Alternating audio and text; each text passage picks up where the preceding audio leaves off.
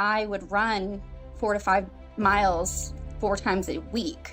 Got up one morning and my heart rate was through the roof. And I didn't know why. I couldn't catch my breath. It was racing. And it was just one thing after the other. I probably was in the emergency room 10 or 12 times. Everything that I loved in life felt like it was just being ripped from me. I just felt like I had no control over anything. I was losing me. I was losing everything I loved. My health, which I valued the most. After seeing that video of you recovered, my belief went up. A lot of things have shifted in my life. I feel like I can take on anything now in my life. I'm working out 4 to 5 times a week. I love doing handstands. I could be upside down since I was a gymnast. I have a bike that I do 5 miles almost a day on. I can run 20 miles a week. In the heat, I can sit by the pool. This has set me up in a position where I can handle that. I'm gonna be able to handle life. How's it going, Thrivers? Miguel here with CFS Recovery. In this video, we have Adrianne, and she was actually the first person to ever recover from Recovery Jumpstart. She was in one of the first programs we've ever had, so it's an honor to be here and share your story, what you've been through. It's been a pretty crazy last 2.5 years, almost coming up on 3 years since you first got hit with this, but I just wanted to share your story with some of these people for some inspiration. But you want to just quickly introduce yourself? Yes. Hello, everybody. My name is Adrianne. I live in Charleston, South Carolina in the United States of America. I am 33 years old and I am fully recovered. Yes, fully recovered. You are out there living your life right now. I am. You can exercise, you can drive around. You're not limited physically and mentally at all. Not at all. It wasn't always that case for the last couple of years. You were pretty sick when we first chatted, and I think before you joined the program, you were dealing with this for almost a year. So maybe leading up to you getting sick, what was your life like? What did that look like? Yeah, so leading up to when I got sick, I was in a full-time job. I worked in property management for about 10 years, but I've been working in customer service for about 15 years. So I was in a full-time job when everything happened to me. I am married. I have 2 kitty cats as well, so I'm a cat mom. I've been an athlete my whole life. When I was younger, I was a gymnast. I was on a volleyball team, soccer team, track. Fitness has been my life. That is mainly my passion. When I'm not working, I like to go to the gym and work out. I was also a personal trainer. I'm not active now, but I was in the past. And so maybe I liked health and fitness. I love to be active, full-time job. So I kept busy for. Yeah, that's pretty much where I was at too. I was an athlete my whole life from the time early as I can remember, always moving around. I was a kid in class who couldn't sit still. So to go from that and having to be in bed all day or not even being able to walk around or stand up, it was rough. How did you first get sick? How did all of this come about? Did it just hit you like a wall? Was it a slow buildup? It actually, when I look back, it was a slow buildup, but it hit me. It came out of nowhere. So I woke up, this is the day I'll never forget. And I know anybody who's in the same position, it's hard to forget when it happens. But January of 2021, I woke up in the middle of the night and it felt like I had a flu, and I do not get sick very often. I had the chills, I had night sweats. It was just awful. And this was right when COVID was like at its peak. That was the first thing that came to my mind. Oh, I have COVID. Okay. And I haven't taken off work. Like I said, I'm like never sick. So that night I woke up, felt like my heart was racing, felt like I had the flu. And then the next day I was like, I have to take a COVID test. I have COVID. So I took a COVID test, it came back negative, and so I was just waiting it out for a week. And when I say I had the flu, like I was coughing too, like I had the physical symptoms of like chills, everything, and what I usually get with a cold or a flu. But it was very different because it was very extreme. I had a very high temperature. I did take my temperature, which I had to go buy a thermometer because like I said, I never get sick, and it was very high. So after a week, I did not feel better at all. Like I was getting worse. I remember I went to bed and I felt like I couldn't breathe. And I'm like, I have to have COVID. It's in my lungs. I can't breathe. So then my husband took me to the hospital here in Charleston, which is a very good hospital. And they did a swab there, and they did a chest x-ray as well to see if I had anything that was in my lungs, and everything was fine. I get very nervous when I have to go to the doctors or the hospital. I've always been like that. I've been told that I have like white coat syndrome, which means when they take my blood pressure and my heart rate, it gets really high because I'm just anxious when I'm at the hospital. So it was just not a very good situation. Didn't want to be there, but something was very wrong with me. So they sent me home after a couple hours, and they said, everything's okay. We're going to give you an inhaler, because I felt like I couldn't breathe, and I've never had an inhaler before. So for a week, I took the inhaler, and I think they gave me something like some Tessalon Pearl, something for a cough. And I don't take medicine. I've never really taken medication like that. So I took that for about a week.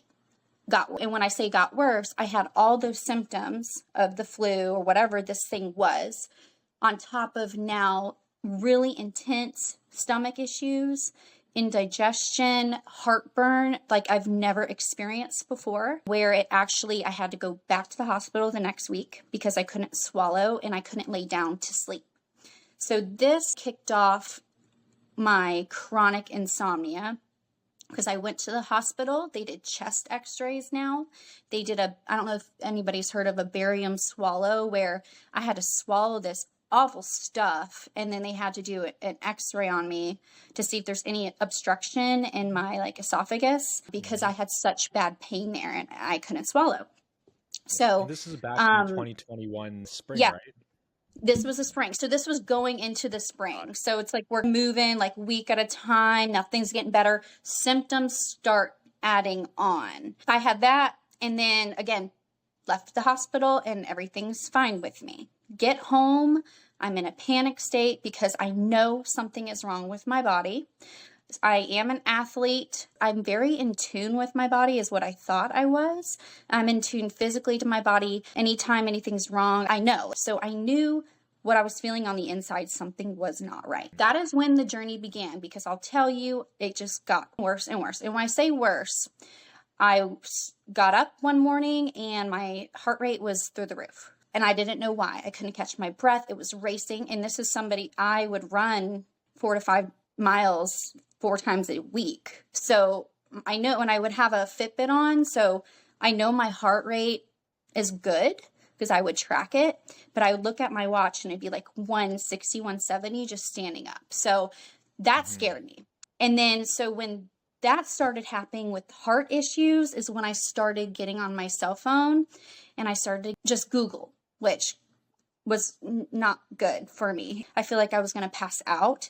And I live in Charleston, where it is hot and humid, and I'm used to that. I was born and raised here, and I could not take it.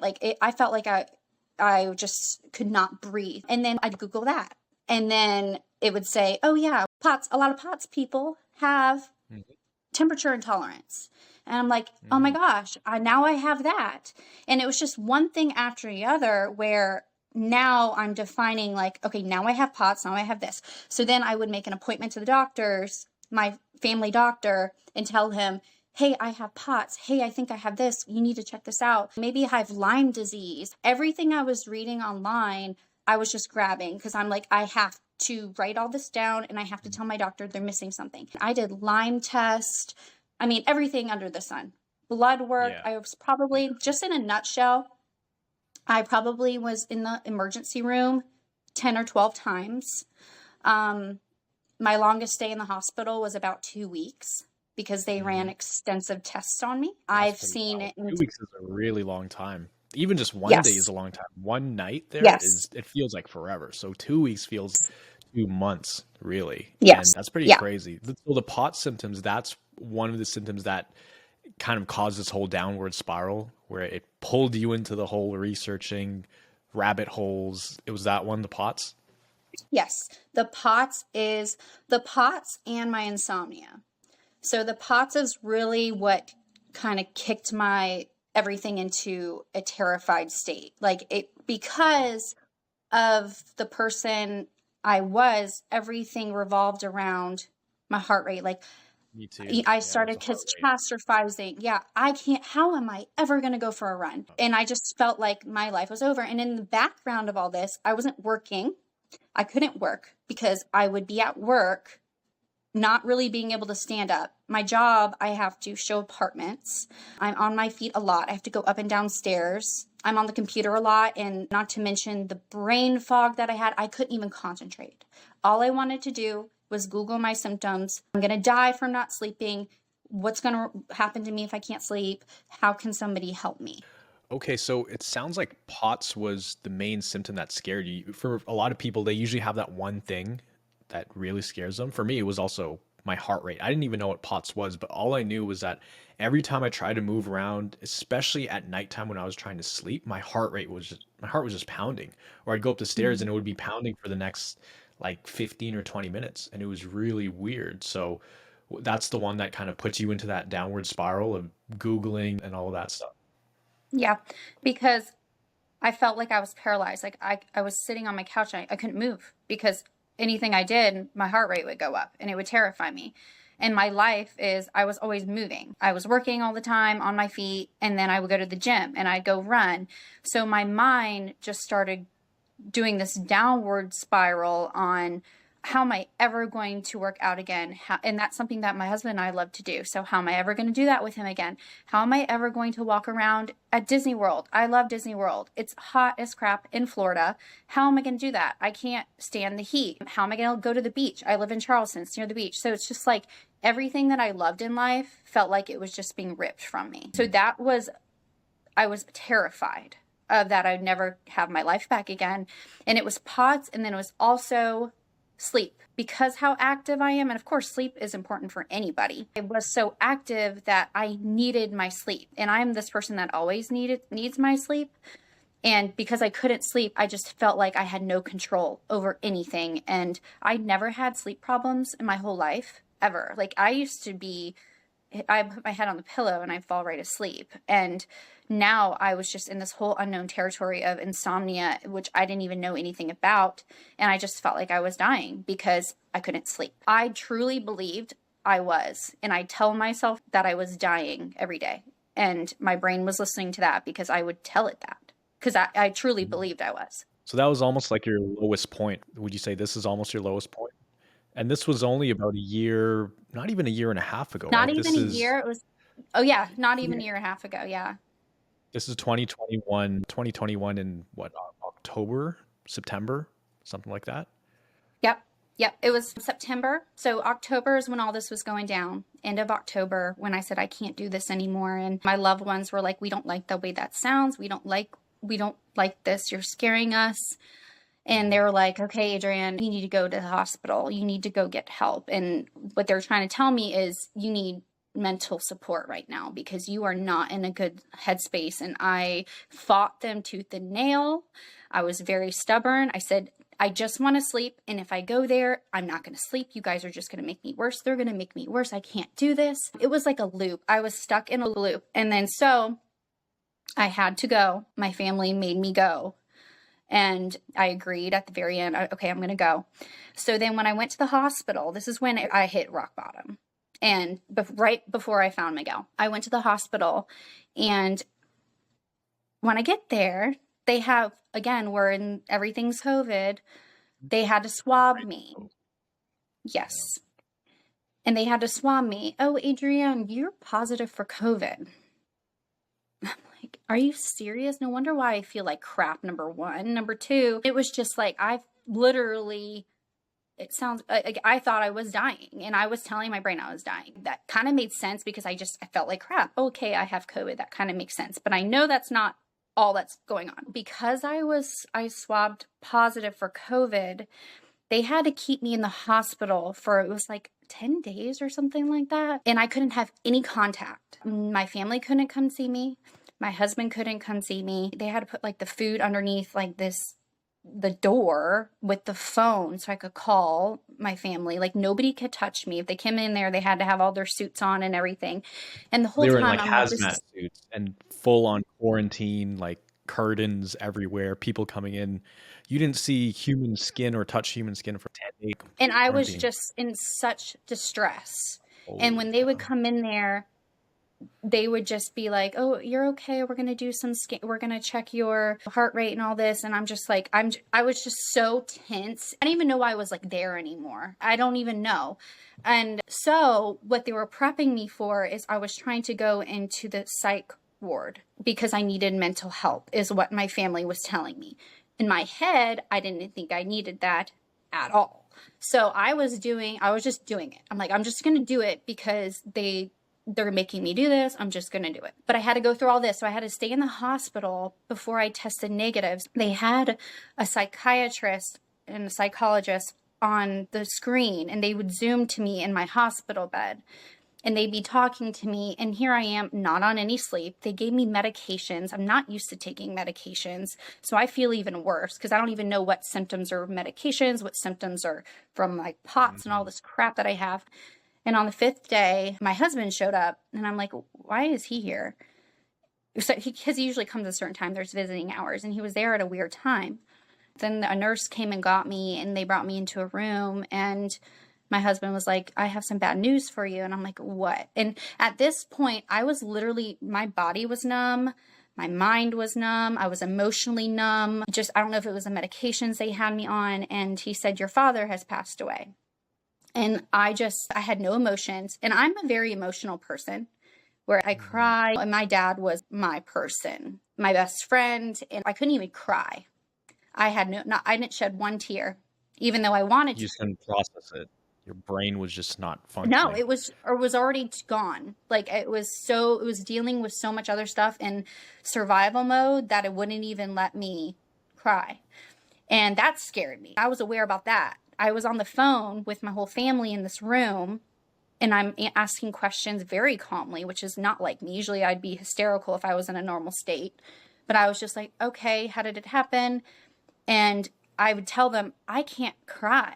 I'm not crying. I feel awful. Like I just sounded like a zombie. So anyways, all that happened, and I had to leave early and be discharged, which they weren't very happy about because they wanted me to finish out the course and then get the doctors and everything together for my outpatient therapy and everything. So they had to dismiss me early. I had to go through all this paperwork to get out of there, knowing that I'm going to have to go to North Carolina to be with my family during all this, to deal with my father. And finally, when I came home, I threw that folder down on my coffee table that they gave me with all this crap that I couldn't even read and understand myself. I needed somebody to help me. The whole process was very confusing, and I literally didn't look at it ever again. And then I got on my phone and I found YouTube videos, and I just kept looking up how to recover, POTS recovery. That was my main, POTS recovery, insomnia recovery. It was always POTS or insomnia, POTS. Even though my other symptoms were horrific, those ones bothered me the most. So the first video I found was Miguel. It was you, Miguel. And you were talking about your symptoms. And I think on one of the videos I had POTS. So when I searched POTS, it took me to that video. And then I saw CFS, and I'm like, what's CFS? Because I didn't know what that was. But I definitely, after seeing your videos, I'm like, that's me. That's me. I have awful fatigue. I feel like that. Oh my God, he was in the hospital too. He couldn't walk. He's having POTS issues. And it was just like checking the boxes with everything. So you were like speaking my language, and it just clicked. I'm like, I have to meet him. I have to do his program, because this was when you, Miguel, you're trying to get a program together, and you're launching your new Jumpstart program. We didn't even, I think I was talking about it, but we didn't even have a program that September or October. I think we had it in November, and you were part of that first group. And I think we talked at some point in September or October, but it was pretty fresh. I watched every video, like every single video of yours. And there was just so many that I'm just like, wow, I have to. If he can get better, you were in a wheelchair. I wasn't even that bad. It was bad, but I wasn't to that point yet. Like, I have to catch this now. Like, I have to. I'm at rock bottom. I'm all in. And Mhm. After seeing, I will be honest, after seeing that video of you recovered, or all those videos, my belief went up. Like, I had that little bit of belief that I have not ever had before at all. And that your videos were the first thing that gave me some belief of, I think I can get better. I still don't know, but I think I can because he did. So I'm going to, why not? I'm already, what do I have to lose right now? I'm about to lose my job. If I take more months off work, I have no money. My husband's probably going to leave me because I'm not me anymore and I'm a nightmare to be around. And my family is sick of hearing me talk about this every day. They love me to death, but I was just losing, I was losing me. I was losing everything I loved, my health, which I valued the most. I Mhm. knew, I was aware sitting there that my body was getting worse and worse, but there was nothing I can do about it. So that was an anxiety too. It was all in. And that's when I contacted you, and you contacted me back, and then we had our interview questions for the program, and I was accepted into the program. And I remember when I was accepted, I was crying. I was so excited. I'm like, I cannot believe I just talked to Miguel, who is recovered. And I remember when you and I first talked, you told me, I was telling you, and you were telling me you've been an athlete, and I was an athlete. Like, we connected that way. And you said, you're going to get all that back next year. You're going to get it Mhm. back next year. And that was the first time anybody has ever told me that. I mean, I get like emotional because nobody ever told me that. And I've been on this journey for almost a year now. And nobody has said, you're going to get back. Of course, my husband's, you're going to be okay.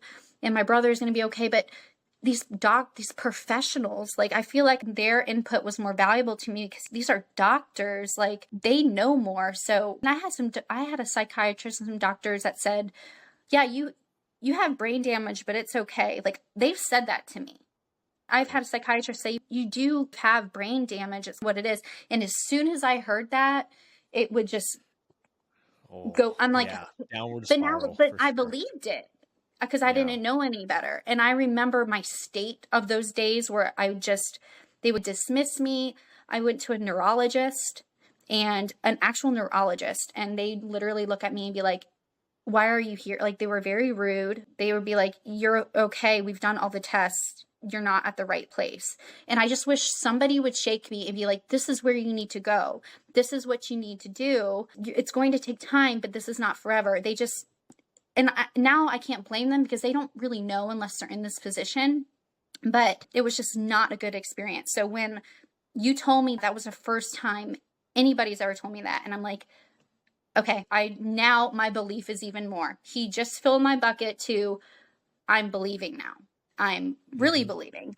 And that is, if we were going to talk about how I healed, belief, I think, was a number one. Being aware that this was happening to me was the first step, even though it doesn't feel like the first step, because there's a lot of people who don't realize this years down the road of what's happening, or they never do, and that it's what's right and what's wrong, and what we go through is wrong. It's wrong. And to be aware that it's wrong and not the right thing, that's a big step. It doesn't feel like it, but it is. And then the second big step was you making me believe. And then that's when I Mhm. got into the program with you. It just took off from there. From Yeah. everything I learned, it was just, you learn the nervous system, that it's the nervous Mhm. system.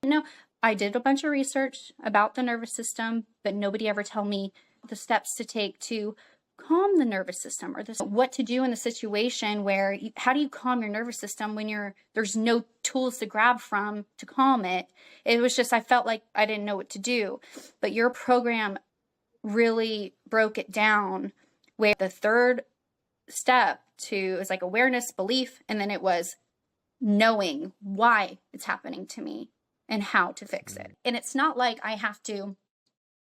it's like a chore that, God, I constantly have to do this program. No, it's like now it's engraved in my brain where it's almost like a subconscious automatic thing now. So I just have a better life now than I did before. And I honestly don't want my old life back because obviously something went wrong in my past where it led me to crashing and being in that position. But so I don't want that anymore. And I have not crashed once in a year. I haven't felt like it. I used to have panic attacks. I don't have many panic attacks anymore. So a lot of things have shifted in my life for the better. That's awesome. So you could For sure. hike, you can exercise, you're working out a lot, like a good amount. You Yes. can hold a full-time job, you can talk to people, you can look at screens, you don't have panic attacks Mhm. anymore. You're pretty much good as new. Like the CFS is gone. It is gone. Yes. And I don't ever want to go to a yeah, doctor again. Unless unless you break it's your an leg or actual something, right? But emergency. I'm the same way. I'm the same way. Even my Yes. family doctor, because this guy would just give me the Right. biggest runarounds. Whenever I would get wheelchaired into his office. He Ugh. listened to my heartbeat, look into my eyes. You're fine. Your heart's beating. I'm like, dude, I came in here in a wheelchair. How are you gonna tell me I'm fine? I'm 22 Thanks. years old and 21. He's like, yeah, you'll just get some rest for another 3 months. And so this one time, actually, yeah, my dad had to carry me. No, my some family friend literally had to carry me on his shoulders. He was a big guy, like 6'2", into the office for a neurologist. End of the appointment. Yeah, it looks like you're fine. Just go home, get some rest. It's crazy, but now you're pretty much a normal person. You have thriving health. This Yeah. is literally But thriving health. thanks. Being able to run 20 kilometers a week, bike, I'm starving. hike, and exactly. Yes.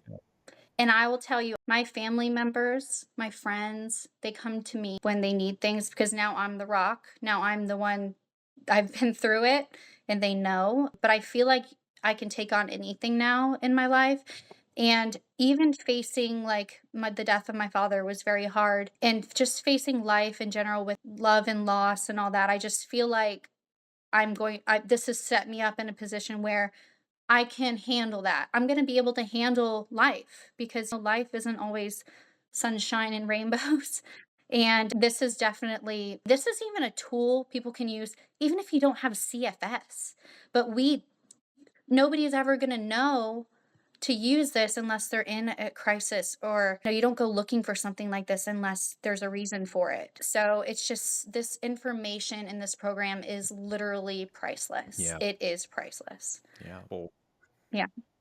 It's yeah, definitely changed powerful my stuff, and life. you've done really well. I'm so proud to see how far you've come because I remember every single application call I've ever done with people. And I've done hundreds. I remember every single person, every single story, even people in the current program, what we talked about, the things they brought up, where they're from, all the details. And Mhm. it's so cool to see people just like you get their life back. So for people watching this right now, it's been such an inspiring story so far. What would you tell someone who's watching this right now, who is maybe in your position that you were in just a year and a half ago, pretty much rock bottom, didn't know what to do, and they're sitting on the fence and they're like, should I try this recovery jumpstart? Or even just any program, honestly, should I try to get extra help? What would you tell them if they were in rock bottom trenches right now, just to inspire them and give them hope? What's your Mhm. message to them? Yes, you need the support. You need extra support. You could have support already in your life, but you need to be surrounded by the correct support and the positive support. So, absolutely, you need to join this program. I know at the bottom of my heart, if I did not do this program, I'd probably be in the position I was still. And not maybe totally entirely. I could maybe be improving a little bit. I don't know. We just don't know. And same thing, you'll never know unless you try.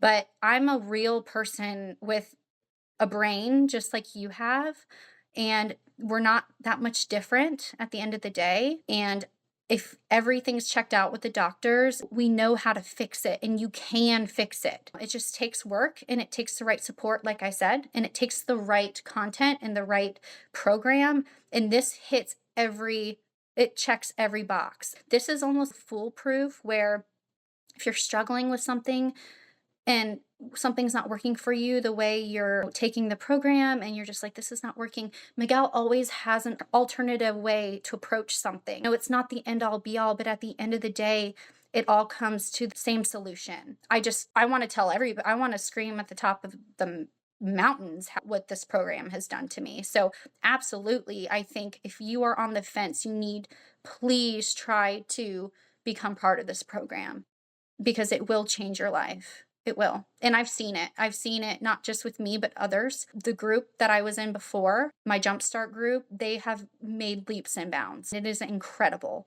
And this is real. We are real people. And I'm just so thankful every day that I have my life back, because without that and without your health, what do you have? Yeah. Awesome. Definitely. Awesome. So you hear that, guys? Just don't ever give up. And even if this is like the 100th thing you No. try, it's something you haven't tried yet. And it's possible. So don't ever give up. Even if everything seems like it's going wrong in your life and you're just getting hit with curveball after curveball. That's what happened to me and you.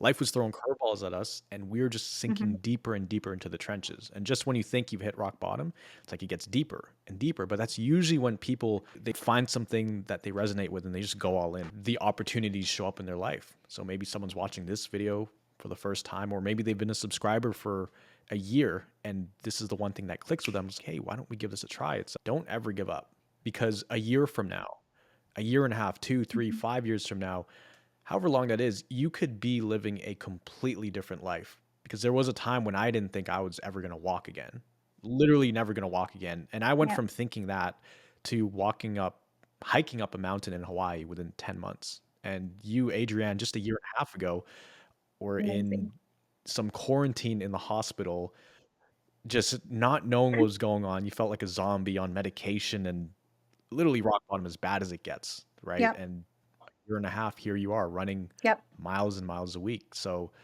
anything is possible. Yeah. It It feels does. like a different life. Yep. It's So don't amazing. ever give up. This has been a really good video No. interview with Adrianne over here. So I hope you guys enjoyed this one. If you did, comment down below what part of her story resonates with you the most. What did you find, or what was the most valuable thing that you're taking away from this video? But always remember, you are a thriver and you are just one mind shift away from living a life of thriving health. Don't ever give up. Keep on going, and we'll see you in the next Nope. video.